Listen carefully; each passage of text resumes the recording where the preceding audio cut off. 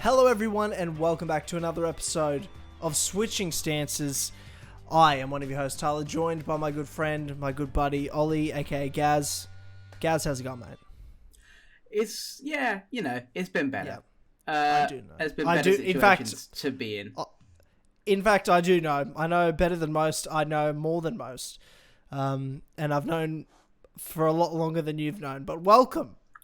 Welcome to the land of disappointment and pain. That is the reality that the reality is the greatest of all time in mixed martial arts is Jon Jones. And I don't say that with excitement. I know you wouldn't say that with excitement. But I'm not an idiot, and I'm not a liar, and I'm certainly not going to sit here and fool the people, Gaz, by saying any differently. Okay. You know? I can't. I'd like to get into the idea of GOAT conversations. I feel like we should. I feel like we should. Yep, I feel like we should. I feel like we definitely will touch on GOAT topic, GOAT discussion. Yeah. In this episode,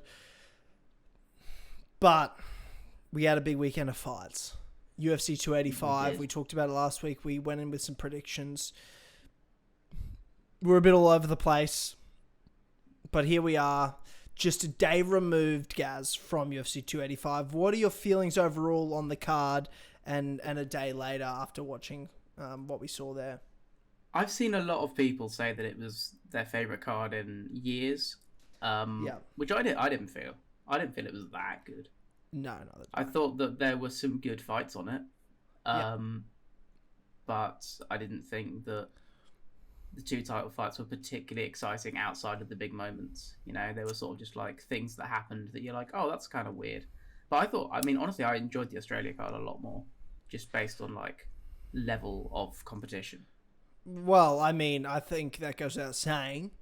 If you know what you're talking about, or if you are as biased as you and I are towards Australian fighters, sure, and just Australia in general, I think. But I mean, we all know Australia's the greatest, and the fighters from Australia are the greatest. But that's neither here nor there.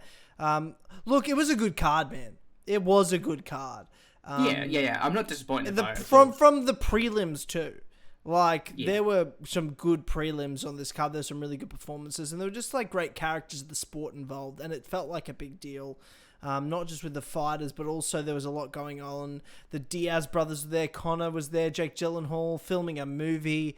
It just felt like there was a lot of buzz surrounding it, and it being in Vegas, and the biggest star in the sport, Conor McGregor, being just sort of here and there, plus the Tufts getting filmed at the same time, so there's a bit of crossover connection there. Ian Garry, Conor McGregor, Jon Jones, that stuff. Like, it just felt like there was a perfect storm with some stars in the sport, and a few other things, and of course Jon Jones himself being such a big name within the sport, and something, you know, the people have waited for a very long time with that move up to heavyweight. It's, you know, there was a lot of intrigue.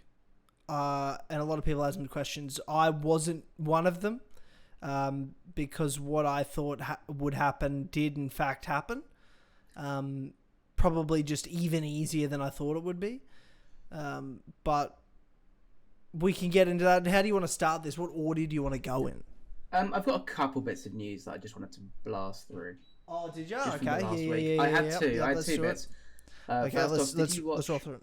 Did you watch Michael Chandler's little press conference regarding Tough? I did. Okay. So you're well aware that things have kicked off between him and Conor. They're not getting on. I watched the Dana press conference afterwards as well. And Dana said that on the last Friday, there was some, kerfuffles going on. And we did see some photos where it looked like Conor and Chandler were in a bit of a heated face off. I just thought they were staged at the time. I thought those photos would be like, come in here, face off, like with Aldo, you know? Yeah, but I guess I thought it would be. You look at what Conor was like and how heated he was with his team in season 22 of The Ultimate Fighter. I think he's going to be even more invested and a better coach this time around. So I think he'll get very emotional and aggressive and say some dumb shit probably while fights are going on. Chandler will get mad. There'll be some real raw emotion in there and getting in each other's faces and Conor probably talking a bit of shit, you know. Chandler will hate losing, I think, is the big one. I think Chandler's going to really, really struggle with Conor out-coaching him. I mean, I agree with that. I do agree with that. They're both very competitive guys. And both sore losers. Yeah, 100%. Yeah, so it's sort of the perfect mix for television. Oh, yeah. If I do say so. No, it is a great season of TV. Yeah, no, I'm excited. I don't read too much into it. Do you? In terms of what? Like, in terms of how the fight's going to go? Yeah, well, no, not even in terms of fight it's going to go, but, like, in terms of what do you think happened? But, like, I don't think that much happened. Yeah, I'm sure there was even some pushing and shoving, but no one has black eyes. No, there's no punches thrown, like, clearly, but I reckon there was some. I reckon they went at each other and their teams held them back. Something, Yeah, well, Dana used the term, I'm old now, guys. I'm not as quick as I used to be. I would have got in there faster, so I'm not sure. Maybe two fighters from the teams got it on. I don't know. Maybe. Yeah. I'm very happy to just wait and see with that. But I just thought it was worth mentioning. Agreed. The other big one of the week, Darren Till is gone. Thank God. Yeah, well, yeah, I mean, Darren needed to do something. And if he needs to get off and go on the PEDs, then I think he will. So that's what's interesting, right? Is that I mean, that's surely what he's doing. And he went to and Dana said he let him go, and it was all good. Yeah, because Till came out and said that he had asked to be let go, and that it was, he'll be back soon, and it was just a heal up, which is totally just like, I'm gonna go take some PEDs for my legs. And maybe make a Nickals boxing some YouTuber. And Dana said like, he's not the only guy who has realised that he can't stay up to this level of competition anymore. Yeah. At the press conference, which I thought was interesting, because that's not like he's just healing up. That's like he's going and might not be back sort of thing. Yeah, true. I mean, what I gathered from what Dana was saying was that Darren's probably going to fight somewhere else first before he comes back. That's Till said that he's had loads of offers from places like PFL. I'm sure PFL have jumped on that. From places I'm sure Bellator have given him some offers. I'm sure bare knuckle. And he said he's rejected them all. So I think he wants to be back in the UFC, and he thinks that the UFC will just take him back. Yeah, well, Dana said he would. Yeah, 100%. But also, is that going to be the case in 2-3 years? We'll see. Like when the world's forgotten about Darren Till. I don't think the world's going to forget about Darren Till. He's a name. He just is a name. I guess. I just don't know how much I don't know how much personally I'm gonna care when he comes back. I will. I'm a big Darren Till fan. I'll care. I want to see him. I'd love to be a big Darren Till fan. I was so convinced he'd beat Duplessis just based on like Duplessis runs forward with his chin out, which we'll talk about. Oh God, yeah. and Darren Till can counter you, and like can kick your legs, and like the striking exchanges. Granted, Till was winning for the most part. Yeah. But just as soon as anyone like stroked his leg, he'd crumple to the floor. I just think he's always injured. I really do. I think he's got some serious issues that he just can't like. There's nothing worse than when you're wrestling and you've even got niggles and you're like, I can't be explosive. Like I can last enough to fight, but if you're fighting at 70% and if you try to like explode out of positions and you're just gonna like rip your back up. Yeah. Or rip a knee off. Like it's just you can't do much and you look like shit. So I know I have a lot of sympathy for people that struggle with injuries, and I really do think Darren Till has just struggled with injuries. I don't think he's a bad fighter by any means. I don't think he's world championship level anymore. I think he had a chance to be, but I think the sport's evolving so fast. I think he should be top 15, especially at middleweight. Like that's not a strong. Dricus Duplessis is a top 5 now.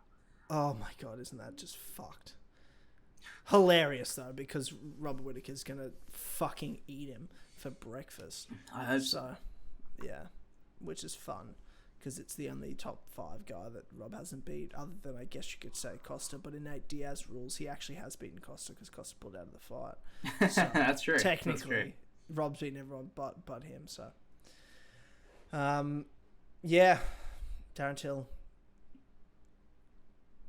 Yeah, I mean, I'm happy to jump into the main card now. Okay, well, I mean, for me on this card, I didn't get to watch it live. No, you watched the prelims, right? I watched the early prelims, and so, I mean, most of the time with big cards, I'm going to be like, there's nothing happening on this day. I'm watching the UFC. It's fight day, and this is what it is. Sorry. But because it's John Jones, ultimately, I'm not going to work my life around watching a John Jones fight. I'll watch it fucking later. Sure.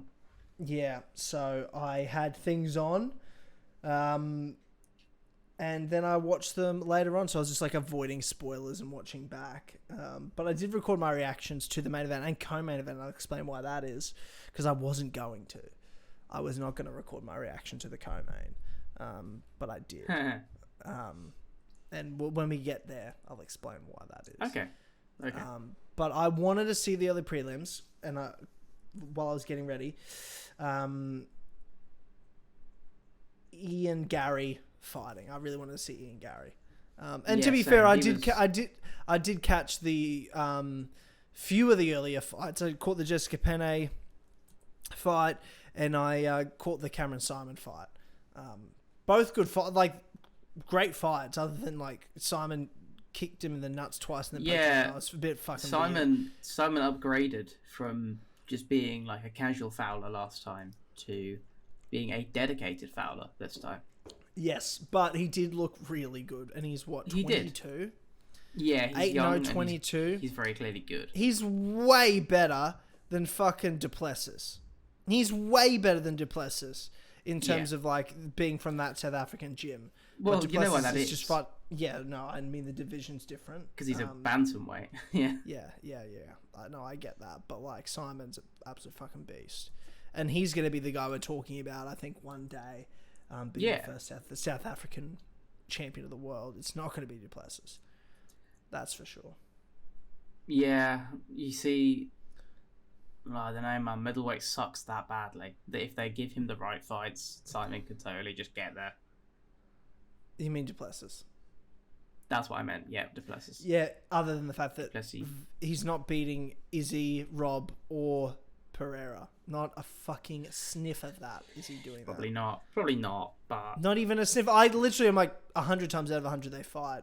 Izzy beats him 100 times. Rob beats him 100 times. Pereira beats him 99 times. Yeah, but I mean, I just feel like there's a one. I feel like there's a 1 in 100 chance that Pereira fucks it somehow against. I just think middleweight's that kind of division where it would happen. Yeah, true. I mean, Michael Bisping won a belt, so no, I'm just joking. I like. Yeah, Michael. well, I love Michael Bisping. I love Michael Bisping. I love Michael Bisping. Yeah. So back to Garry. Because dude, I was pumped. He was for this. On. Yeah, dude, he looked. Dude was on. Good. I was interested to see he's taken over a year off. He's had his first child. How's he going to look? I know he's been working. I know he's been training, but will we see a clear evolution in his game? And we saw it for sure. He looks like levels up from where he was last time we saw him in the octagon. Levels up. Having a kid has changed that guy. Like, he is so much more clear-headed, mature. You know, he lets himself have fun, but he's in there. And he's clear-minded, and he's not playing to the crowd the entire time. He's just having good fights, which are crowd pleasers because he's doing well in them. Yes, he did get caught in that first round. Yeah, he did. But like, whatever, people get caught. You know, he got dropped with the left hook. It showed good heart to come back and toughness to like not 100%. Just crumble under that. I actually think it was almost a good thing that happened. And it was. Yeah. He came into the pocket, hit him with a body shot, and just hung there way too long in a bad position. It was bound to get him caught, but he showed true toughness, fought back, cruised that second round just from distance with that jab, popping him, landing some good shots, and then in that third round just added it up, and eventually when he saw his moment, he felt that energy, he let out a woo, and he just beat the absolute piss out of Song. Great fight. I'm gonna do the unspeakable, and I'm gonna make a Conor comparison because oh god, I think it's a legitimately Conor-esque performance in that it was a lot of keeping his guy on the cage, long teep kicks, long jabs and straights, freaking him out. Where it got to a point where Garry would step and Song would throw his hands in the air, cover up, jump backwards and put himself onto the cage. He just looked so jumpy towards the end of it. And then once he'd got his guy freaking out, Garry would step in with his longer combinations and find good angles. And it was all just it was all just straights, hooks and uppercuts. But they all found a good mark because Song was just freaking out the entire time. Yeah. It was a really good pressure fighting performance. Really, I'm honestly so impressed with that guy. Yeah, me too. I rated him highly and I've liked him since the start, but it's multiple. It's not just a level up, it's multiple levels up from his last performance. And I was just really happy to see that improvement, see that he put in the work and see that he could put it into practice even mid-fight, because he came in that finishing sequence and learnt from where that hook was. He saw and read where Song was throwing that left hook that caught him in the first round, and he pulls back from it and lends another 1-2 directly after it to help him finish that fight in that finishing sequence. Really, really good stuff from Ian Machado Garry, Ian good guy fucking Garry. Do you know the story about why he changed his last name? Yes, I do. His wife had another son, didn't she? And he wanted his son to share a name in common with his brother, so he double-barreled his name. Yeah, that's just good. Which I think's super cute. Yeah, that's super cute. Oh man, it's super respectful. This is the first time my girlfriend's ever sat down and watched any fight ever. She came over as Ian Garry's walking out, and I'm supposed to be ready. I haven't even gotten ready at all. And then she's like, all right, well, I'll go get coffees. And then I'm sitting there just watching the Ian Garry fight. But then she was whatever about it all. And then I told her that story about Ian. She's like, oh, that's so cute. And I'm like, yeah, he's a good guy. He took his name. I like him. It was like that. Yeah. That's the way to do it with girlfriends. Yes, exactly. You've got to give them the backstory. You've got to really get them invested. It's not going to be the fight that's going to get them interested. You need to give them a bit of the character behind it. And Ian Garry has that in spades. I really, enjoyed that performance. Moving on, though, to the prelims, I'm going to go to you for the Derek Brunson-Duplessis fight because I'll be honest, I only have seen the finish. Okay. I only watched the main card when I got home yesterday, and then today I did watch Cody Garbrandt's fight today because I didn't even know. Oh, that's a shame. I didn't even know the result, and I was like, I haven't heard anything, so I assumed he didn't get knocked out, but I also assumed he didn't knock him out. Yeah, which was the truth. So Duplessis and Brunson that was my main event. That was the one I was watching that fight with anticipation for possibly the funniest fight of all time. Yes. And it delivered in spades. Wow. Now I really want to go back and watch it. It's just them being exactly the same guy for 2 rounds, where Brunson did the same thing he did to Cannonier, where he came out and hit kind of weirdly hard, and Duplessis got rocked a bunch of times, and then Duplessis, whilst being rocked, would counter, and then Brunson was rocked, and then they'd go to the floor and scramble. Amazing. And it would just be but not cool bantamweight scrambling, sloppy middleweight scrambling, where Brunson's 40 and Duplessis isn't very good at MMA. Yes. Okay. And the heavy hands guys have said something about Duplessis which I love, and that's that he just tries really hard in everything that he does. And he does try. I'll give him that. He tries really hard. The guy tries everything, whether it's a punch which he will massively overswing on, or a takedown which he'll just get by pure just trying really hard. Not skill, not technique, just trying really hard.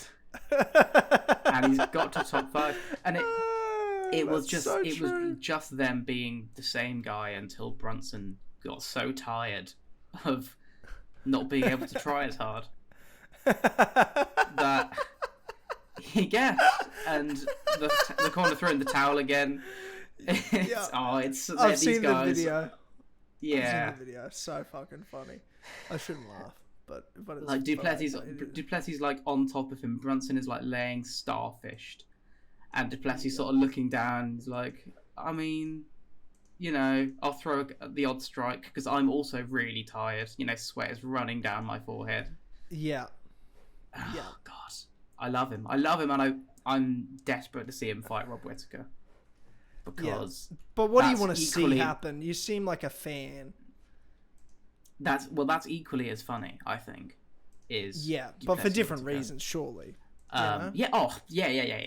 But not like just because it'd be really funny to see Duplessis. What happens when Duplessis tries really hard and it doesn't work? Oh, it's not only not gonna work.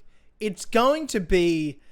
You're going to see him realize, like, you're going to see the look in his eyes. Yeah, exactly. I want that. When he's tired and he's gasping for air, and Robert Whittaker by 2 minutes isn't even breathing at all. Like, in fact, Robert Whittaker, when Herb Dean goes, ready, fight! Robert Whittaker does this, and he holds his breath. He's going to be holding his breath for 5 minutes or until he finishes Duplessis in the first round. That's what Robert Whittaker will do. Duplessis will be gasping for air, and Robert Whittaker will have not yet taken his first breath. That's what will happen. I mean, really, by the time that Herb Dean says, "Fighter, are you ready?" Duplessis is going to be hands on his knees, gasping. Yes, gasping. You know, it's at the thought. Yeah. 100%. Duplessis versus Costa would also be a funny meme fight. That would be a funny meme fight, and you'd all be rooting for Costa, surely. No, right? I'd be rooting for Duplessis because he's so funny. But Costa's also funny, but I guess Duplessis might be funnier. I don't know who's funnier.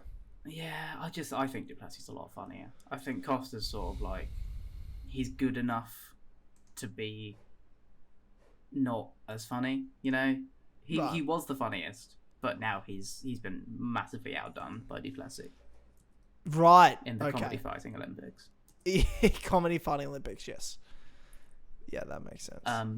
Duplessis versus Whittaker, Duplessis versus Costa, both bangers. Yeah, both bangers. Make them. We'll say what we can on Cody Garbrandt, which is that he didn't get starched. He didn't get starched. It's accurate. He didn't get starched. And that's all that really matters at the end of the day, I think. It wasn't very fun, was it? It wasn't a very exciting fight. No, I can't say it was, but... Like, he did what he needed to do. He showed patience. He showed the skill he had, and I love seeing his movement, but then you had those moments of like fear in that third round where like he sort of almost got hurt a couple of times. You could see him twitching as he tried not to posture and throw back. Yeah, that was quite funny. Yeah, but he didn't, and that's all that matters. No, you know, great self-control from Cody. Yeah, like genuinely impressive self-control as he got rocked and then was like, I want to throw. I want to be like, come on, more. He clinched and he held him for a bit, and it was nice to see him wrestle, even if it wasn't like hugely successful. It was a lovely shot, and you know, it got him points. It shouldn't, like, you know, in terms of scoring criteria, it shouldn't get him points. But the way judges score fights, as we'll talk about in Gamrot versus Turner, scored him points. Yeah. Agreed. But Cody with the win. Thank God. Yeah. Get him another unranked bantamweight who doesn't hit very hard, please. Yeah, agree. You want to hit the main card? Yeah, let's hit the main card. Okay. Can I say something? I didn't care for this opening fight on this. No, neither. Card. And not only, and I'm not saying that as in like beforehand. I also don't think it delivered. No, I agree. I thought it was pretty fucking embarrassing. I would have rather to see Duplessis Brunson take this spot. 1,000,000 times. It would Like have been you didn't such even a have fun you didn't even opener. have Brunson du Plessis as the opener, as the closer for the prelim. So why No, wouldn't you just put them on the main card, like to give Bo Nickal, who just nutshotted a dude, took him down and choked him, and it was also a terrible arm triangle choke. Yeah. That he wasn't even putting in right. And I was sitting there like, is he gonna put it on properly, or is he? And then he tapped in the end. I was like, oh, okay. He did eventually tap after just holding. It shouldn't take 2 minutes to tap someone from that choke. That's all I'm just trying to say. No, when you've got sure. it locked, which he did have it locked, but he didn't have it locked properly. And it was, and granted, Bo Nickals knew he's coming through, but hey, you knew you're coming through. I'll make that excuse for you, but don't be on a pay-per-view main card. You know? Yeah, right. I mean, it is also middleweight, so the standard is markedly lower. My standard is high, though. So... du Plessis number 5. Yeah, well... Who do you think wins out of Bo Nickals or du Plessis? Bo Nickals. Yeah, right. So Yeah. he's like... And I think it's... But I think... Top 5. I thought he was better than he was before this fight, though. If that makes sense. Oh yeah, he hasn't gained hype for me. I've sort of been like, okay. I rate Bo Nickals. I thought you were more of a technician than that. Yeah. Okay. Well, I'm not saying I don't rate Bo Nickals. I think I rated him more before is the problem. Yeah. That's what And I'm then saying. I was just sort of like underwhelmed with the fight. And just sort of felt weird. And maybe he nutshotted him, maybe he didn't. But I just also don't like Bo Nickals in general. I think he's a bit of a wank, to be honest. Why? I don't think he's that bad. Yeah, he's a bit of a wank, though, isn't he? He's just like an American college wrestler. He's just like, yeah, I'm the best. I'll beat anyone. Yeah, which is like cool. That's like, exactly my point. Tested. A bit of a wank. That's a bit of a wank, mate, to me. I just feel like that's what the most generic UFC fighters are like. You just don't see them get that much coverage because they're not Dana White's new toy, you know? Yeah, well, I mean, I see them and I don't like them. Then I don't know what you want me to say that's here, true. mate. I don't like them. I don't like them. It's not just Bo Nickals. You know? It's just Bo Nickal. You keep saying Bo Nickals. It's just one. It's just one Nickal. Is it just one? I thought it was just Nickals. one Nickal. No. Are you? Is it? No, it's not. It's just one Nickal. Every time I've ever heard the name, it's Nickals. You've Surely. never heard it like that because it's not the name. Yeah. Oh, you're right. It is. I'm so sorry. I was like, I'll let it go. I was like, he's doing action. No, I've genuinely thought it was Nickals. Yeah. But I'll be honest. I'm probably still gonna call him that. That's okay. Yeah. He hasn't earned the right yet. Yeah. But anyway, forgettable. Forgettable. Yeah, entirely forgettable. I'm never gonna remember that. Yeah. It was like that would be like a cool performance on the prelims, but like when you've already had fights on the prelims like Ian Garry, like du Plessis versus Brunson, which overshadowed that fight, which overshadowed Nickals' fight. Yeah, yes. It's just like, okay, yeah, I guess like people know who he is now. Yeah, exactly. You know, which is the point of that. Nobody, like, Dana doesn't need to sell people on Cody Garbrandt. Dana doesn't need to sell people on Dricus du Plessis. Dana doesn't really sell people on Ian Garry because he's got the Conor McGregor hype. People are kind of aware of him, and also his last 2 performances haven't been great. So there's like a solid chance that he'll put on another mid-level fight. Which he didn't do, obviously. But like, I can see from a marketing perspective why Bo Nickals that place. Yeah, I get it. And he loves it, and Dana loves to promote anything he's involved with, and he's a Contender Series guy, so it's just sort of a thing Dana does. Yep. You know? Yeah, okay. Second fight. Okay, this is where I thought the card was good from this point. Yeah. I liked Gamrot Turner. I liked that fight more than I feel like most people did. Well, Gamrot has found a reliable way to win lightweight fights, which is just assume the judges don't know how to score and win robbery split decisions.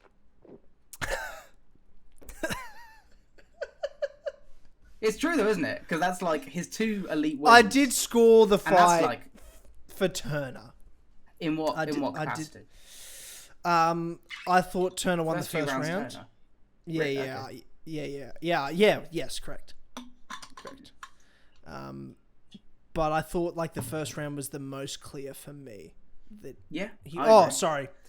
I thought the second round was the most clear because, yes, Gamrot held him down for the last minute and a half. But for 3.5 minutes, Gamrot was getting the shit beat out of him. He almost got finished. Right. Like, how does that take to do with the reach? Yes, like, and Jostin there saying that Gamrot might have won the round. I'm like, no. You've got if the 5 minutes are equal, you're telling me the 3.5 minutes Turner was on the feet, almost finishing the fight. Yeah, Gamrot had dominance, no doubt about it, but you're comparing 3.5 minutes of, to me, the same, if not more value of domination. But because Gamrot just happened to be on a ground control position, those punches were worth more. He wasn't close to finishing Turner. He just had a dominant position and landed good ground and pound. I get 100%. It was good ground and pound. I'm not even going to give him that. He was rabbit punching him. He was rabbit punching him from side control. They were slappy, man. There was no pop to any of those because he didn't want to lose position. So they were just like little fucking. Because some of them were bad, but he was just sort of rabbit punching him, and Turner wasn't like close to getting finished. He was just like, "Ow, man, that kind of hurts." No, I mean I agree. I said, he wasn't close to being finished. Whereas Gamrot was. I thought the second round was clearly Turner's. I thought the first round... I think maybe the first round came down to how did you score Islam Volk as well. Because it was very much like Turner landed some good strikes. Gamrot had some good positions on him as well. Back and forth. But I mean, I thought Gamrot couldn't get those good positions. Turner defended them, and I give, you've got to give points to defense, not just attack. Not just because Gamrot was going for takedowns. If he doesn't succeed in getting the takedown, surely the takedown defense is rewarded, and I thought Jalen Turner did well. And then when it came to on-the-feet exchanges, Turner had the edge. I thought he won the first 2 rounds. Second round was clearly his. First round, I'm fairly certain was Turner's. And then, the third you could give to Gamrot, I guess. I gave the third to Gamrot. Yeah. I've seen people say that, you can't. I think that's fine. I think Gamrot taking the third's fine. I think it was a clear 29-28 Turner. And the fact that the commentary posed no resistance to that decision was pretty infuriating. Yeah, well, I mean, Like, they were just Turner would be, like, long manning the fuck out of Gamrot. Just as soon as Gamrot would think about shooting, he'd get jabbed or hooked or whatever from from a tennis ball's throw away, because that's what Jalen Turner can do. And he gets the takedown and he lands a couple punches, and Joe goes, "And now you might have to score this round for Gamrot. This is a convincing Gamrot round now." And you're like, what are you watching, Joe? That's classic Joe Rogan commentary right there. I love it. It's genuinely infuriating stuff. I wouldn't mind it so much if they hadn't been wrong. So if they hadn't been right. But they were 100% right. The judges also seemingly don't know the criteria. Yeah, well... I feel like takedowns and well, I guess it just depends what UFC card, because sometimes they're biased for the opposite way. Yeah. So it is 100%. a bit fucking weird, isn't it? Yeah. I mean, damage is the thing that you look for. Takedowns and takedown defense don't score. Takedowns are a phase change. That's my understanding, at least, is that takedowns are a phase change, and that if you're a grappler, getting someone down doesn't mean shit unless nothing else happens for the round. It's about doing damage or threatening. But and also exactly. And what are you doing with it? If you can't even get them down, and they defend, you have failed to do what you were like. Yeah. No. No. I mean, I'm with you. It's fucking... Moving on to my second favourite fight after Brunson du Plessis. this was such a good fight. This Oh, was bro. Shavkat Oh, Rakhmonov's Gilbert Burns Dude. fight. Yeah. Oh, before we move, I did want to say one thing. Gamrot Turner, the decision was bad. I'm with you. Yep. I think that's taken away from the fact that I actually did enjoy. I thought it was an entertaining, stylistic fight. Like I like both Turner. I like Gamrot. I actually thought it was quite entertaining and an interesting bit of mixed martial arts to see those styles clash. It's just let down by the decision to me. I just want to throw that out there to finish that off. I think it's taken some shine off of Gamrot for me. Yeah. Well, you love Gamrot. Because I was a fan of Gamrot, and I'm a lot less convinced now. Yeah. Like, I don't see him beating some of the better... Like Volkanovski owns him. I mean, yeah. Like, I think the Arnold fight was so good because they're both grapplers who have, like, some striking. And so Gamrot was able to impose his striking on Arman at least to a point. You know, I don't think he won that fight, but it was like, I'm less annoyed about that robbery. Yes. Yeah. The thing is, right, is that lightweight doesn't have people with great takedown defense. I think Chandler beats Gamrot quite handily. But outside of that, I do. I think that's probably one of the better guys that Chandler can beat in that division. Yeah, fair enough. But I think guys like Poirier, where it's like, you can totally be held down. Guys like Gaethje. Yeah. I don't know if you're like, Gamrot's not beating Poirier, dude. Gamrot's not beating Poirier. No way. It depends how the judges score it, man. Depends how the judges score it, because Poirier could... No. Poirier would finish Gamrot. I think Poirier would finish Gamrot. I don't think that's close. I can see that. I can see... But the thing is, Poirier chases people when he gets them hurt, and he's very good at that. He's a very good... Like, he's like a shark when he senses blood in the water. Yeah, he is. But... I'm a little concerned about the fact that he'll hurt Gamrot and close in on him, and then Gamrot will just jump on his legs. I think Dustin's better on the ground than you're giving him credit for. Could be. Yeah. I think that Charles Oliveira fight is not a fight to go off. Only. No, Charles Oliveira is one of the best on the ground. Yeah. Yeah. He also illegally held his glove, but that's okay. That's okay. We'll allow it because we love Charles Oliveira. Do we? Or do you love Charles Oliveira? Or do you love Charles Oliveira? I do. No, I do love Charles Oliveira. I'm excited to see him go again. Yeah, me too. I hope he beats McNeil, just so everyone cries. Just so everyone I hope they both have fun. Do you? I do. I hope they both get belts at the end too. I do, I do. I love them both. They're both my boys, and I want to see them succeed. Yeah, that's nice of you. You're so sweet, Gaz. Thank you. You're so sweet. Well, I mean, I feel like I've been a bit of a hater this episode, so I feel like you have been a bit of a hater, and when the hating's not done, whether John Jones hate. Oh no, no. Oh, dude, Valentina, just wait. Oh God, yeah, here we go. Yeah, okay. Well, let's talk about Jeff Neal and squeeze the last bit of positivity out of this. And Shavkat Rakhmonov. Shavkat got tested. Dude, it felt like Khamzat Gilbert Burns. Exactly. You know, the test. In a world where Shavkat can't fight Gilbert Burns because they're training partners and teammates.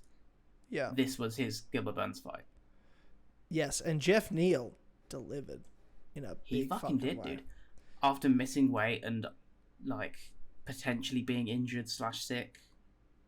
Yes. 4 pounds is nothing to scoff at when you're missing weight. You know, that's not a 0.5. That's not a pound difference. That's 4 pounds that you fucked up by. There's something going on there. Yeah, well, he said there was some bad stuff going on behind the scenes after the fight. Yeah, well, he's been eternally injured. He's been someone that is just... I think, didn't he have fucking sepsis at a point? I don't know, man. And that fucked him for ages, and he was like sluggish coming into that Thompson fight, that Wonderboy fight. Oh, yeah, no, I'm not sure. Yeah, you might be right. So I remember that. Coming in against Rakhmonov, I thought that Rakhmonov, especially after the weight miss, I thought Rakhmonov would make it kind of look easy. Yeah. I'm with you. I sort of particularly forgot at the after time the weight when I was watching the fight that the weight miss happened because I wasn't watching live. I sort of skipped right to where they were like fighting. Okay. You know, I Joe didn't watch, Rogan and I did a lot saw of sort talking of. about that I bet because thinking about it, I'm like, if I was live, I would have heard them talking about the weight miss a lot.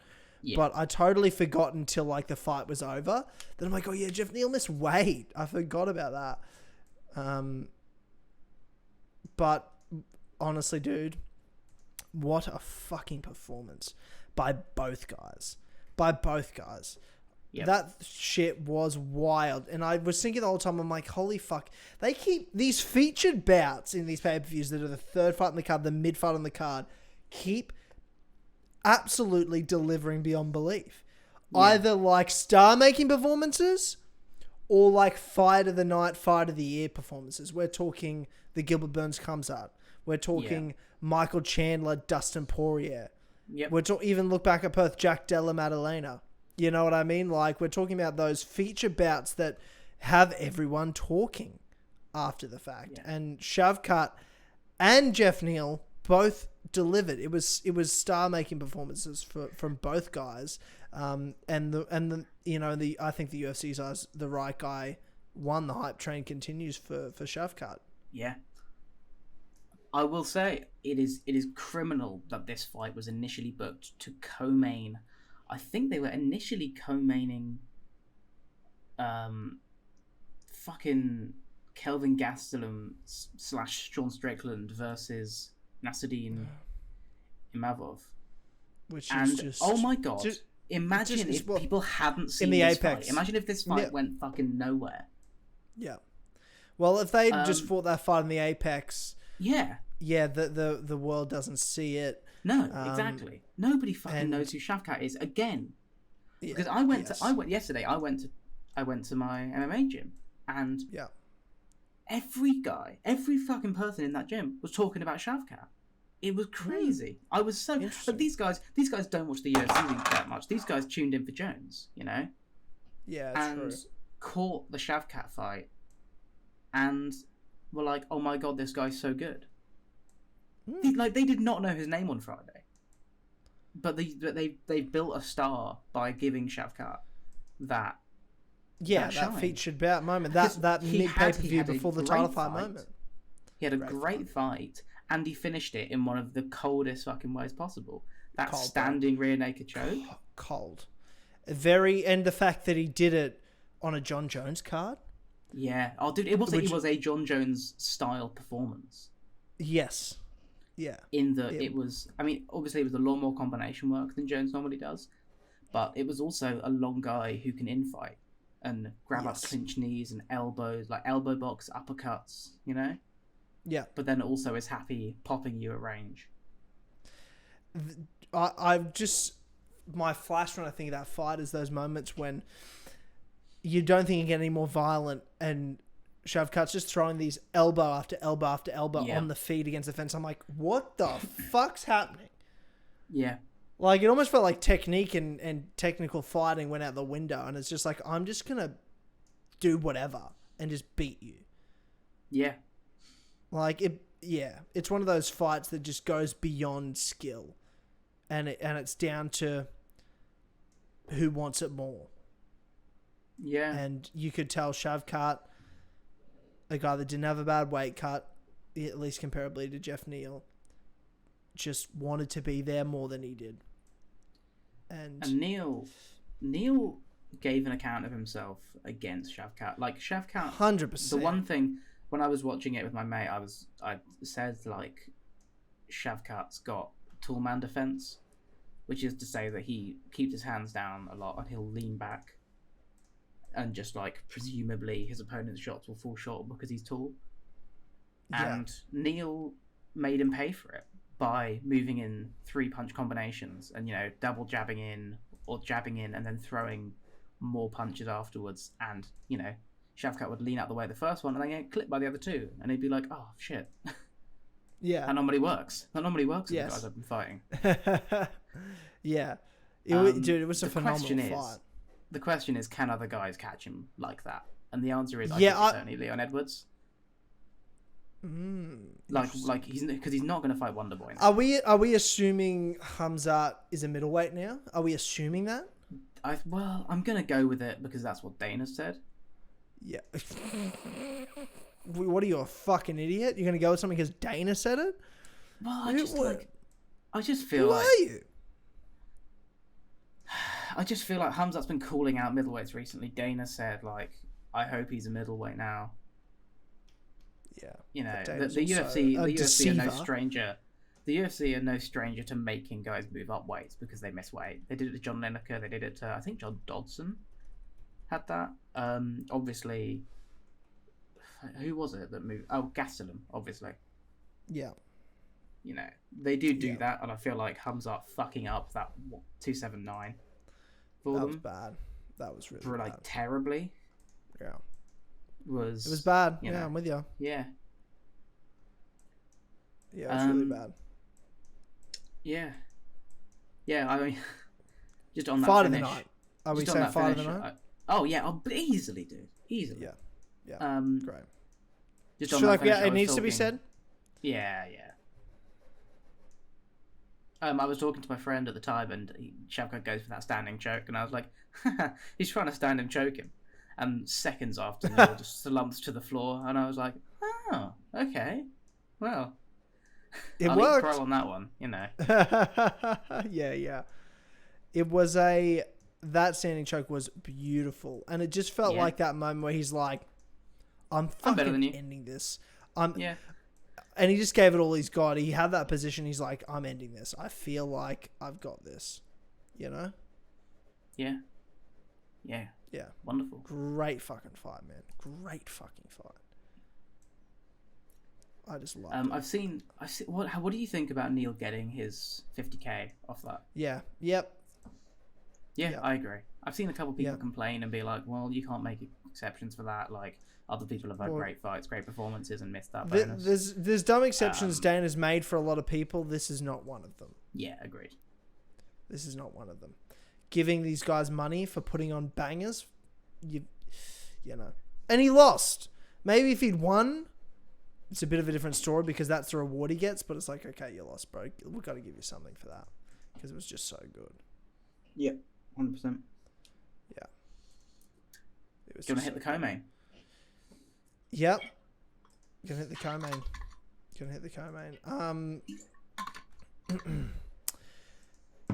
The flyweight championship fight, Valentina Shevchenko, Alexa Grasso. I said it last week. I just thought Valentina was going to get her in a crucifix and just pound her into the core of the fucking earth. It just felt that way. I just didn't see it. I wasn't going to film reactions to it. I was just like, nah.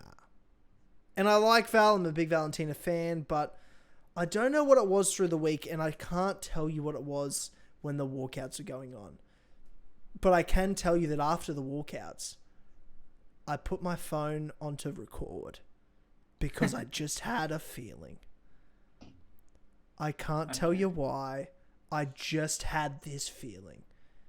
And it's the feeling I got when Brandon Moreno walked out to fight Figgy for the second time. Where that fucking Mexican energy, that crowd, and I'm just like, I think this might be it. I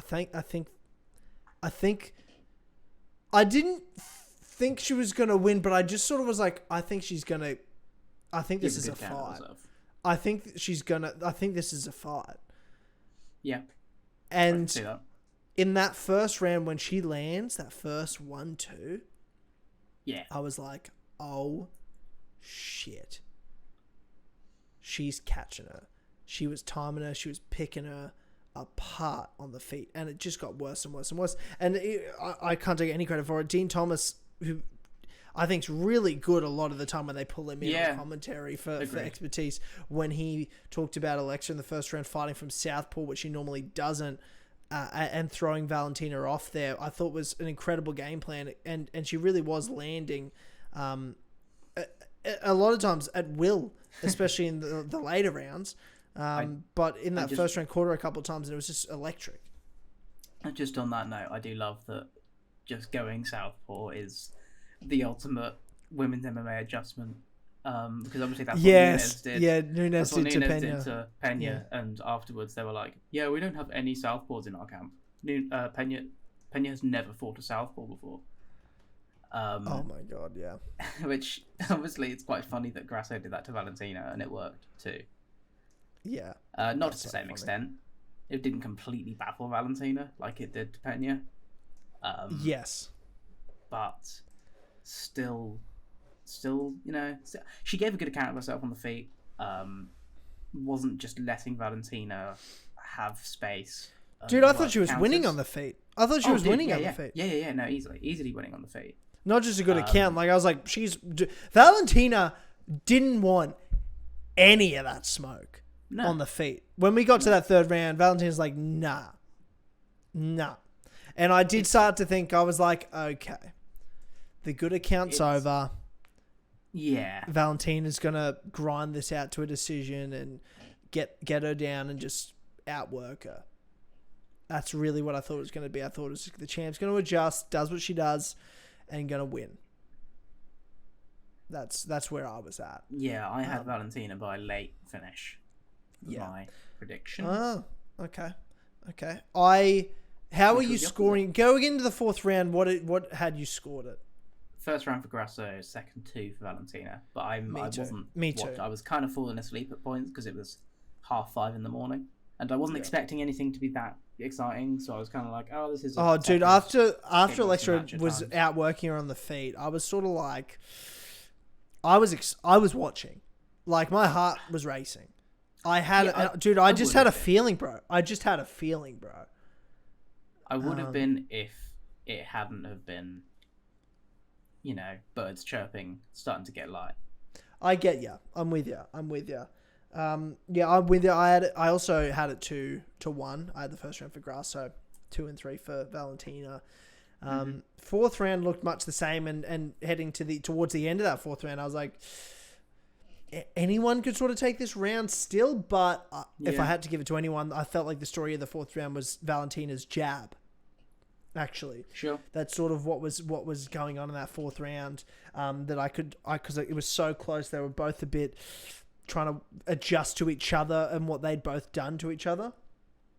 And with, in that last round, Alexa was a bit more tentative because she'd been taken down by, coming in. So it was just a lot more tentative, and they were both being very patient, but it came down to who was the most patient, and Alexa Grasso was the most patient, and she waited for Valentina to throw a pointless spinning back kick, which apparently hilariously had practice for Valentina to do. Yes, because she does that so much, dude. Her spinning counters are constant and have a maybe 10% chance of actually landing.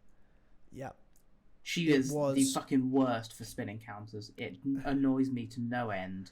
And she got punished for it for once. And I love that Grasso was like, yeah, we trained for her doing stupid spinning shit and taking her back. Yeah. So funny. Oh, dude, it was funny. It was fucking hilarious. It was fucking awesome. And she got her back so fast. I literally was like, no way. No fucking way. And that was really good. Valentina looks like she's never defended the choke ever in her life because she was trying to push. And granted, it wasn't under the neck. So she was still trying to push the elbow up rather than pull the hands down. Like a guillotine. Yeah, exactly. Which to me was a mistake because it doesn't matter whether it's a neck, like a face crank or under the chin. You go for the hands if you really want an effective way to get out of it. Pushing it up is just not going to work and could actually hurt you more depending on the position of the choke. And Alexa had that shit fucking tight, bro. Did you see her face after the choke? I did. Just after the release, where the top half of her face is beetroot red and the other half of her face is just drained of color. Oh god, I want to say this. I love Valentina Shevchenko. I am a big Valentina Shevchenko fan. But in that fight, in the moment, bro, do you know who I love more than I love Valentina Shevchenko? Do you want to know who I love more? I couldn't think of it. I couldn't think who. Mexicans. I fucking love Mexicans, dude. They're so cool. They're sick. They're great people. It's a great fucking country. I love Mexicans. And I don't know what it is about them. I just fucking love them. And when the fight's happening and the crowd's chanting Mexico and Alexa's there and she's landing good shots, I'm like, bro, I want Alexa to fucking take this. Yeah. And when she got the choke in, bro, you'll see my reaction. I was like cheering. I was so happy. I was like, yeah, fuck yeah, dude. Alexa's got this shit. Or was this just on your own? No, I was no, because I usually and on the Switching Stances reaction crew, I think the main character you're going to see other than myself would be Jared, and then Ash, and then David when he comes back from overseas in a couple of weeks. Like those are the people you'll probably David's the return of David. Good stuff. So those will be the main probably people in the reactions, and I'm sure just a few other people, because we always do get quite a few people that come over, but people that probably would sit there and want to be on the camera would be, because Jared's girlfriend also sort of featured on the reactions. You sort of see her in bits and you can hear her like calling shit. She knows fighting, to be fair to her. She watches a lot of fucking UFC with all of us. She loves it. But because Jared watched it live, and I was like, he used my login and everything. I was like, don't spoil it, bro. Because I totally forgot, because I'd made plans, and he texted me, I think on Saturday. He's like, yeah, bro, can blah and blah come to the fights on Sunday? I was like, oh shit, I thought I'd told you. I can't watch the fight live. But so it's you and your own. Know, it happens. I was me on my own, in the dark of a Sunday evening, and I was just avoiding Twitter and everything on my phone all day, which was okay. It's actually good. Yeah. And the only thing I did spoil for myself on Twitter was the Brunson fight, because I'm like, whatever, like it's not. And I enjoyed laughing. No. That's the best one. Yeah, no, I know. I didn't realize that. I didn't realize it would be. I will watch it now after this, and I'll get back to you next week on it. But Oh, good. But I did want to. Yeah, I just wanted to say. So my reactions. Yeah, it was just me, and I was all about Grasso. I was sold. I was like, let's go. Let's fucking go. And I was sort of like, it was weird to record it when you're on your own, because I was almost like feeling like I was doing video game commentary videos again, where I felt like I had to talk through it. And I'm like, I'm not going to use any of this shit. Why am I even talking? But I definitely spoke. Tiny Mike Reacts. Today we're going to be watching we don't. UFC 285. No, Gaz. We don't need to bring that up. You son of a bitch. Oh my God. Times. Yeah, fun times. It feels like so much longer ago than it actually was. But yeah, dude, I was super stoked to see Grasso win. Brandon Moreno in the crowd. It was a great moment. Another dominant champion loses because they don't evolve, and they just keep doing the same shit until everyone figures them out. It's the story of mixed martial arts. Only the best of the best, only the greats, only the greatest change, adapt over time.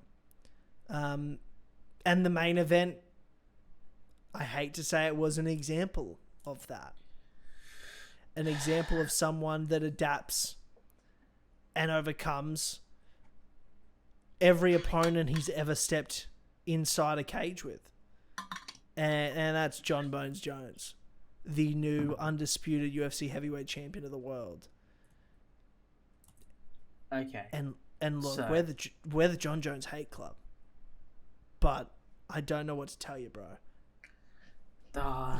He's you and I know what you're saying, because you can bring up some technical things. It's gone. He didn't train. He wasn't prepared. He's not a grappler. All that sort of stuff. But your job is to go with for John Jones having a good performance. I'll say that he had a good performance. It just wasn't the performance I wanted to see, and it's not enough for me to say, "Oh, you're the best."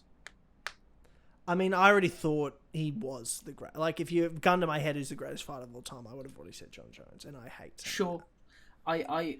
I just think if you your job is as a fighter, your job as a fighter is to step in there and win. It doesn't matter of like circumstances or ifs, ands, buts, what ifs. Okay, so if he beats everybody. He's beaten everybody. I don't agree that he beats everybody. You mean he has? He has beaten everybody. For sure. Everyone you've made a fight, he's beaten. He's undefeated.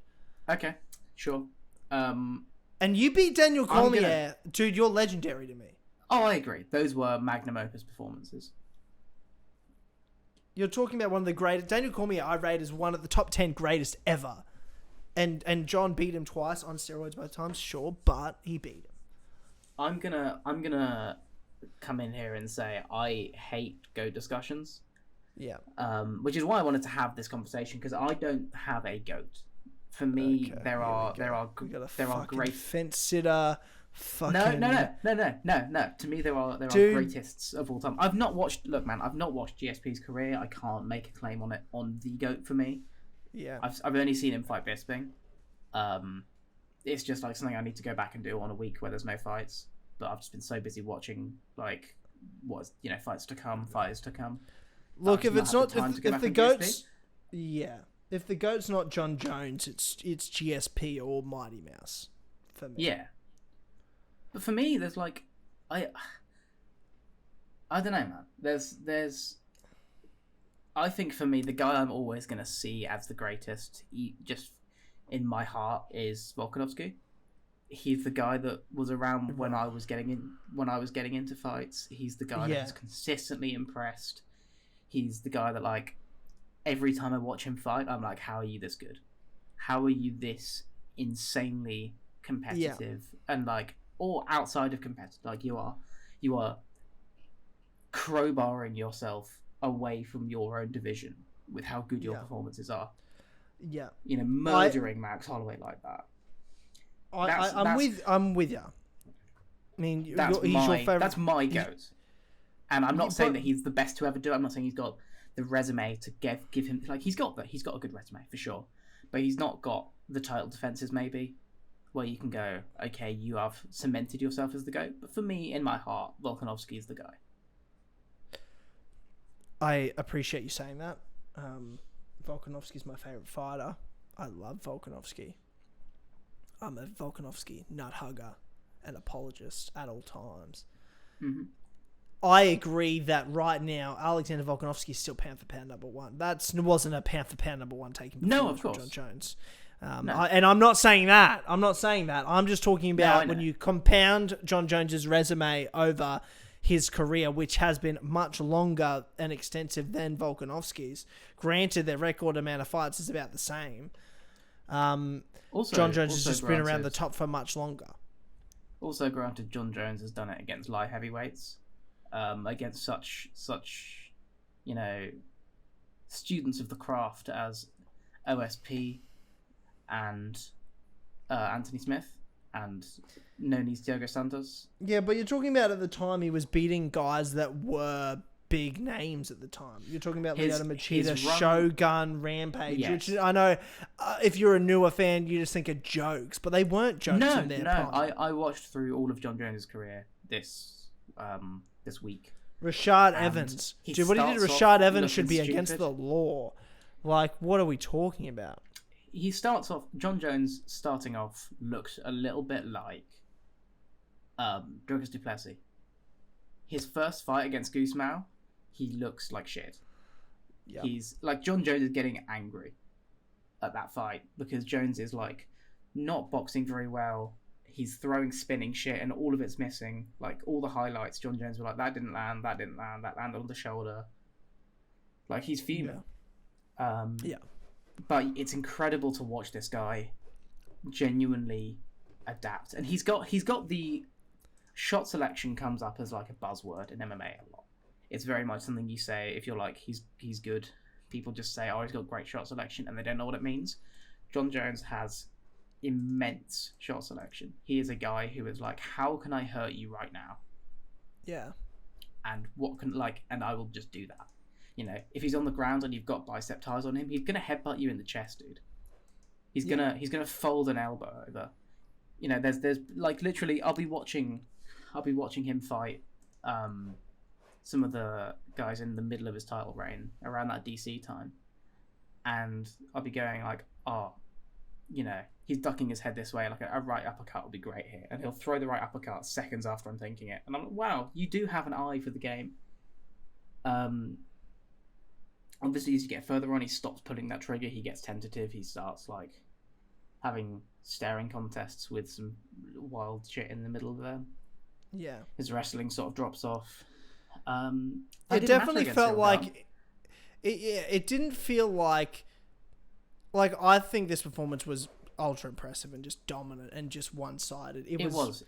To be honest, what I expected it to be, what I tried to tell you last week that you tried to convince me wouldn't happen, would be. Yeah. And I'm just like, oh, sweet child, you don't know the pain of which this man will cause you if you really want him to lose that bad. And don't get it twisted. No one wants Jon Jones to lose and get knocked out inside that octagon more than me. No.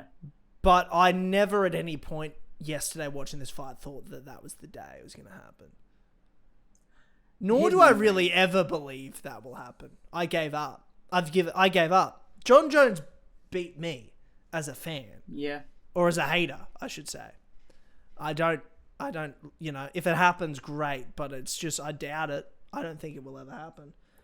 Because I don't think he'll ever put himself in that position to lose. My thing is, I want more than anything to love the fighter that Jon Jones is, if not the man, if not the human being. Yeah. I would love, because I can do it with Conor. Honestly, I can separate the art from the artist with Conor. Yeah, it's easier. Because he's way more fun. He's way more fun. Yeah, Conor's more fun though. Conor's so fun. Sure. He's so fun in the octagon. He's so fun in the cage. His fights are amazing. Jon Jones is not the same. Jon Jones just wins. He doesn't for sure put on performances. This is a fight where, as Garn was walking out, I sort of convinced myself that Garn would do something silly. You know what it was? It was Gustafsson 2 that really sold me that Jones would probably win it. Obviously, that was post-recording, so... Yeah. But I was picking Garn as like he should win it. But in the back of my mind, I have Jon Jones getting all of his takedowns defended by Gustafsson. And then, middle of the third round, he lands one. And as soon as he lands one, Gustafsson eats shit. Yeah. He just gets murdered there. Yeah. And I was like, oh, that's going to happen to Garn, isn't it? Like, he's gonna start off okay, and then he's going to get taken down. And as soon as he gets taken down, it's over because he sucks on the ground.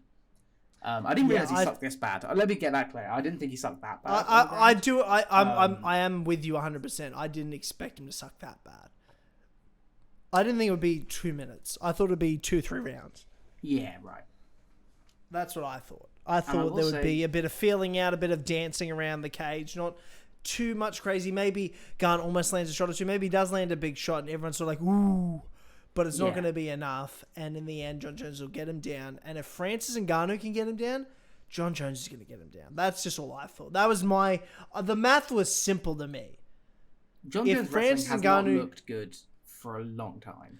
I know you were trying to say that to me, but I'm like, but heavyweights fucking suck. Yes, that's the thing that I underestimated. Is just you really underestimated it.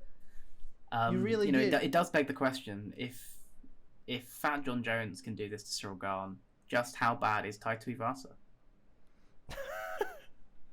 That was low. How dare you say that? How fucking dare you say that shit? But this is the type of performance where I wanted it. I would love this performance more. Styles if it make was, fights though.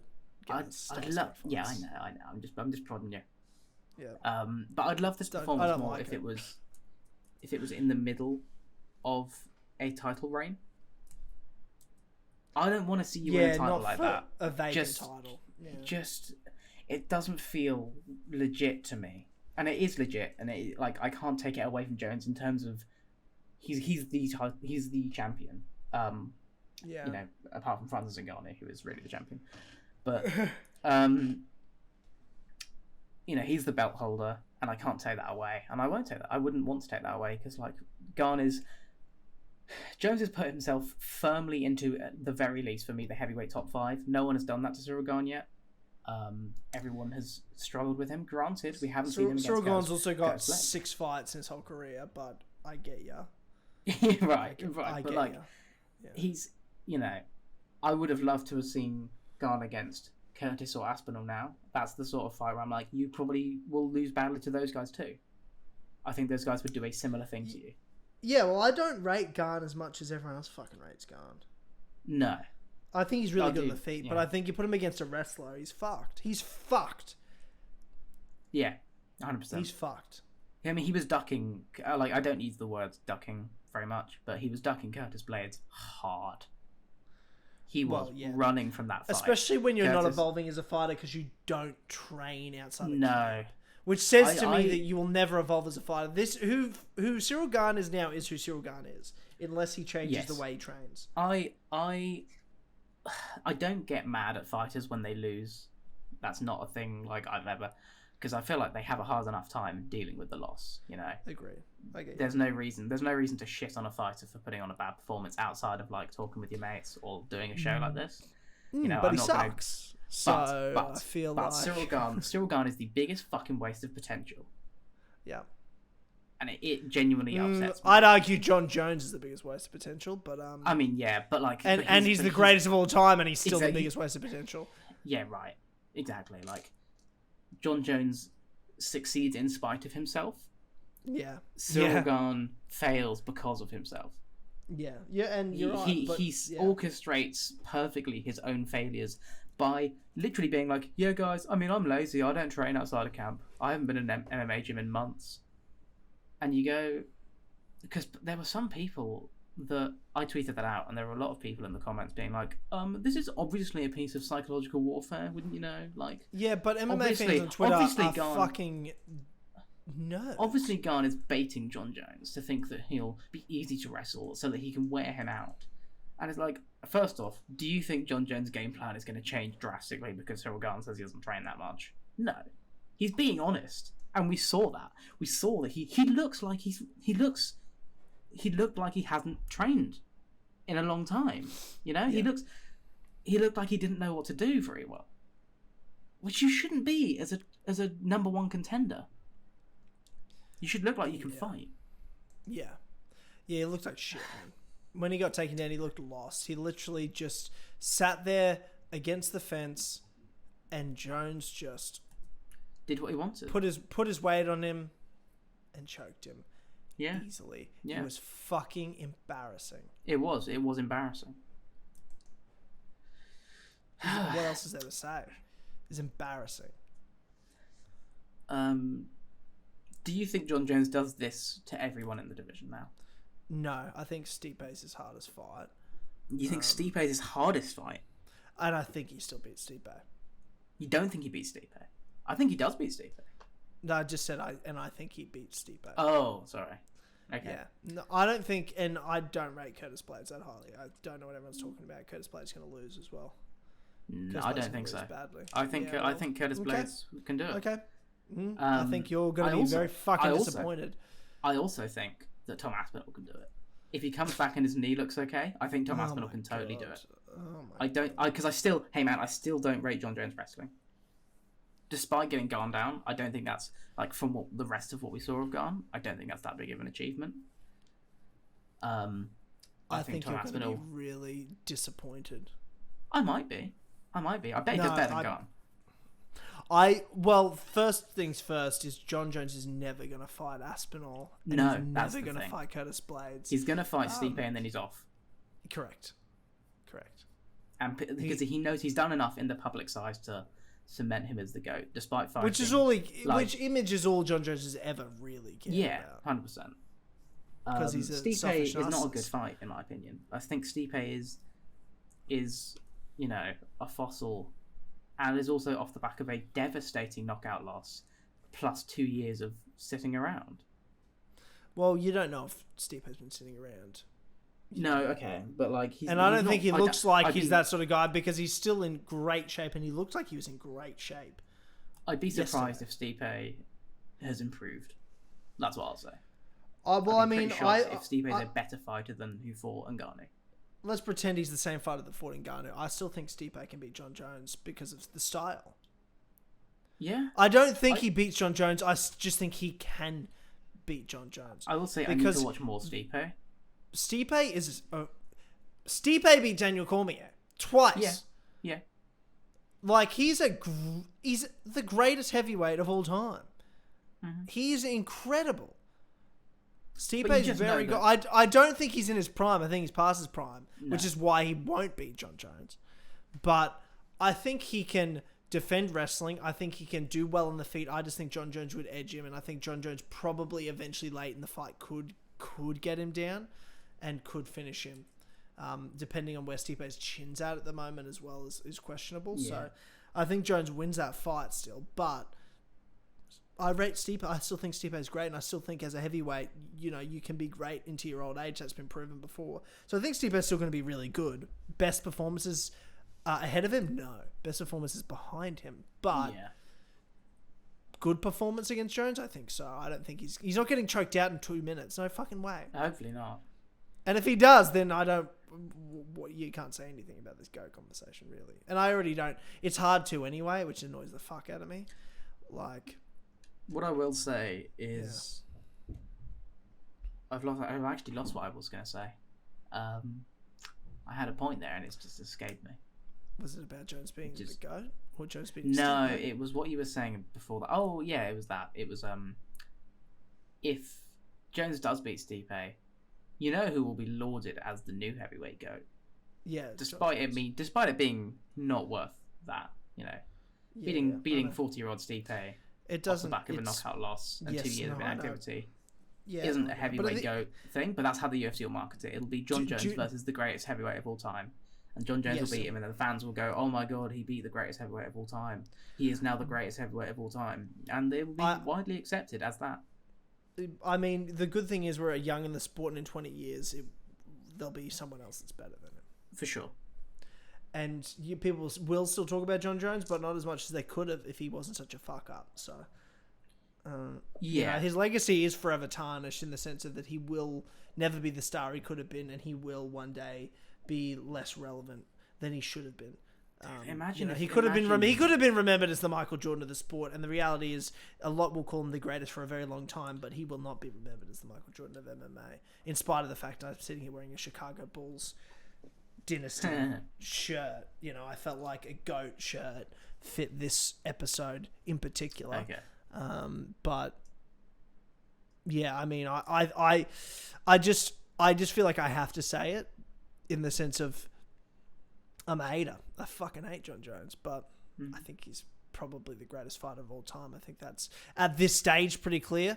I don't think he's pound for pound number one. I think he's probably top 5.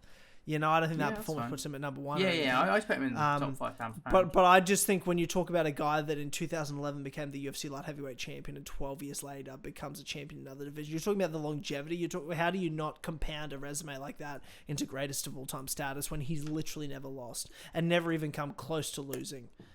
The closest was DC was beating him in terms of points, in my opinion, in that second fight, but at the end of the day, he finished DC. So, what is there to say? There's the arguable Gustafsson fight, but I mean, I thought Jones won. Yeah, I gave Jones. I agree. I think Jones won. I mean, the one thing we do know that is a fucking fact is that Dominic Reyes beat John Jones. We know that. Yeah, I'm here. Okay, cool. Yeah. John Jones beat Dominic Reyes. Dominic Reyes beat John Jones. That's one thing. I was going to say, well, that's a take. No. Like, Dominic Reyes beat John Jones. We know that. We know that. But at the end of the day, the MMA God's favourite fighter in the world is John Jones, and they punished Dominic Reyes accordingly for daring to be great. It has been a real... It's been great to be awakening kept in check. It's been great to be kept in check whilst watching John Jones's career, because I'd go through every fight past fight, and every fight has some controversy attached, and every fight he finishes the fight by saying, I love my Lord and Savior Jesus Christ. He's done so much for me. I've done so much healing to get back here. I'm just glad to be back in a space where I can be a role model for young fighters, for young men. I'm such an inspiration. But but I'm so humble too, etc., etc., etc. And then the very next fight, he's like, "Oh, John Jones has punched a man on the street. John Jones has been set out for drugs again. John Jones has done X, Y, Z. You know." Yeah, well, And so it's been a real. This is just part of it now. None of this surprises me. It's been an intimate reminder that this week, this John Jones that we're seeing, who is talking about, he's talking about God, and he's talking about, you know, really like finding himself again and healing. It's a fake piece of shit still. Oh, I mean, yeah, 100%. Of course he is. He's always the same. He's always the same after the fight. He's always trying to all he wants to do is look good and have a good image. Because he's a narcissist. He's not a good person. I don't buy anything he said before or after the fight. No. About being great, about being grateful, about being surrounded by great people. I'm like, you're a fucking liar. And you're a scumbag. But it doesn't matter. I mean, it's whatever. I'm not his fucking friend. I'm never going to meet the cunt. He's just a fighter, and he's one of the greatest, if not the greatest ever. And that's just, what can you say? He keeps winning. There's nothing I can hate all I want. At the end of the day, we're watching this because it's mixed martial arts. We're watching this because we love the sport, and he's in the sport, and he's probably the greatest to ever do the sport. He's very good. He's a very skilled fighter for sure. Yeah. Okay. Yeah, he hasn't broken you yet. That's nice. That's cute. No, I'm keeping alive a little bit. That's good. I'm glad one of us Hopefully, is. I won't have to see enough of him from to break me. Hopefully, no, that's my plan. Hopefully not. Hopefully one more and we're done forever. Can't be soon enough. UFC 285 was a great card. Next week we will be back. One, because we'll want to break down the Merab and PD Pueda Yarn fight. That's Pueda? a very Pueda. That's a very. You said that like a Bostonian. No, it's an Australian it's an Australian pop culture Eric Bana reference from the fucking 80s, but only real ones will understand. I thought you were trying to say it like it's actually pronounced, like Piotr or whatever. No. Pueda. Sort of butchered it like Bo Nickals. No, hang on. I've got to send you a clip of this now. You know who Eric Bana is? Isn't he like the Incredible Hulk? That's such a shame. That's how you know him. That is such a shame that's what you know him from. Oh, it actually is. I was joking. I was just joking because Bruce Banner, but he actually is, isn't he? Yeah, he is. Yeah. That's so funny. Yeah, no, he was. Yeah. But he's an incredible actor. Oh, I was just doing a dad joke. That's awesome. Yeah, no. He's an incredible. I did watch him in Hulk though. I did have that on DVD as a kid. Yeah. But this is the way he's called Pueda. So I see. G'day, it's Pueda. I'll have a look at that. Yeah. You've got to check it out, ladies and gentlemen. I'll give it a look. Put it in the description. Yeah, I will. I'll put it in the description. But yeah, UFC 285. But we'll be talking about Yarn and Merab next week, and then previewing, of course, UFC 286, Usman versus Edwards 3. Faziev, Gaethje's on that card. Not a great card overall from memory, other than those two fights, but it's tough for the English crowd. Marvin Vettori, Roman Dolidze. Yeah, okay. That's like we'll get into it next week. Yeah, for sure. But just because it's late and I do need some sleep. Yeah. Merab, Yarn, who's your pick? Go. Yarn. Me too. Yarn, but not convinced. Yeah, I'm like it's close. I could easily see Merab winning, but I'm leaning towards Yarn by decision. Yeah, I can see either. I can see Yarn. Could you see a controversial split decision? Yarn loses again, and then he cries. I can 100%. Yeah, he would literally cry so hard. Yeah. He cried so hard. I kind of want to see it. I really do. He'd be so mad, dude. He'd be so salty. Yarn as a fighter. He's he is really good. But such a sulky. He keeps losing in the face of victory, and it's so funny. After last time, last time he goes, "I'm gonna retire," Like, Yeah. these guys And don't here he respect is me. I'm taking- going back to boxing. And now next thing you know, taking he's taking the worst possible matchup probably next. one of Fucking like fucking. it is a matter of like how much can Merab control him. Yeah. I think it would it'll be so harder than funny. Jose It would be Aldo. so funny if Jan just gets cage fucked. Because I started watching Merab this week, thinking like, okay, surely not all of his fights can be as bad as the Aldo one. Tell you what, his debut was as bad as the Aldo one, man. It's just him holding a guy on the fence and kneeing him and punching him, and he still loses around. You know, the other guy just punches him back. Yeah. It's tough. So it's entirely possible that Jan will get cage fucked and lose. And then but you're still going to have people saying he's the best bantamweight of all time, or not of all time, sorry, but at the moment. Yeah, which he's not. But yeah, it's what is that one in the Apex? Oh no, it's at home. No, Apex. Apex is gone for a while. Apex it's in Nevada. Yep, that's good. Yeah. That's good. Yeah. No Apex for a while. We'll get booze. And then we go to London. We go to London the week after. We go to San Antonio after that for Cheeto and for Corey, which is just can't fucking wait for that. And then we have a week off, and then we have Izzy and Pereira too, which pumped for that as well. And then Allen and Holloway. Allen. Great, can't wait. Great period of UFC. We will see you all next week for another episode of Switching Stances, where we will talk about the results of Jan and Merab, and we will break down and preview UFC 286 Edwards versus Usman 3. Cannot wait. We'll see you there. Be sure to like this video if you're watching the video version on YouTube. Comment for the algorithm. Rate us on Spotify, Apple Podcasts, wherever you're listening to this on podcast services, and we'll see you all next week. Thank you, everybody, and goodbye. Thank you. Goodbye.